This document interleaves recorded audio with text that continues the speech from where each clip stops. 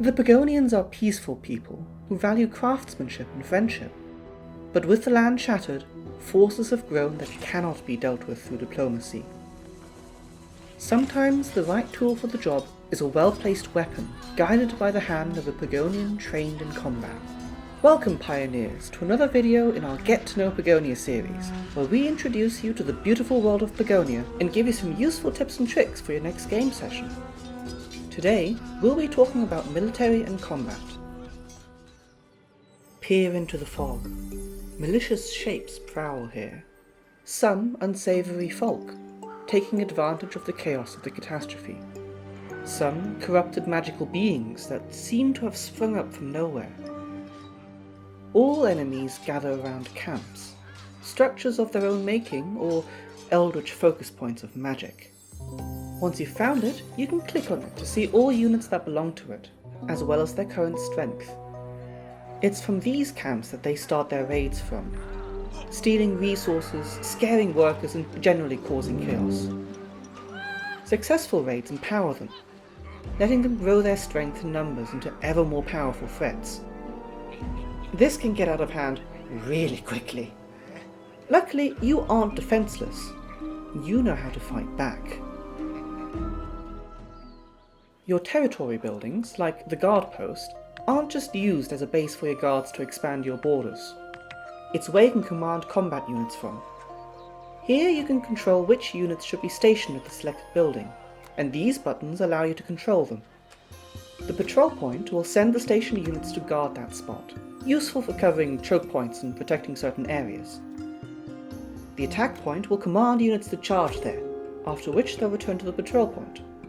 This attack point can be placed anywhere, even outside of the building's radius, and if they happen to encounter any enemies, they'll strike without hesitation. For Pagonia! Yeah, let's take a look at which units you can train. Combat units can be categorized into 3 general groups. Military units can be trained at the military academy. They're your guards and soldiers, generalists that can fight anything reasonably well. Except spectres. Those things terrify them so hard that they drop all their equipment and just run. Adventurer units trained at the Adventurers Guild are more specialists, giving up some raw combat power to be especially effective against certain enemy types. Thirdly, arcane units can be trained at the Arcane Academy. Experts in the land's magic, they know how to deal with the corruption that now plagues Pagonia. You can always hover your cursor over a unit's icon to see information about it. What equipment they need, their attack power, and any special abilities they might have. Little tip, using this setting will tell the building to keep training units until you have the given amount, automatically replenishing units that fall in combat. When it comes to combat, a bigger number is generally better. This is especially true for a unit's combat power. The higher the combat power, the higher the chance they'll win a fight. As you progress your settlement, gaining access to more advanced resources, you'll be able to arm your Pagonians with more powerful equipment. These more advanced units will have a significantly higher combat power, in exchange for requiring more resources. Another way to empower your units is with the treasury. Storing valuables in them will increase your wealth, and the more wealth you have, the harder your military and adventurer units fight. Arcane units notably don't get this boost from wealth. Instead, they pull power from magical artifacts. You might find them in the wild, buried in ruins, or offered as a trade item by other Pagonians. Don't forget, artifacts and valuables only grant their effects while displayed in a treasury. There's also strength in numbers. Units generally duel, but if there are significantly more units on one side of the fray, they'll get an advantage. So if you can, try and outnumber your opponent, and never send in units one by one. It won't end well.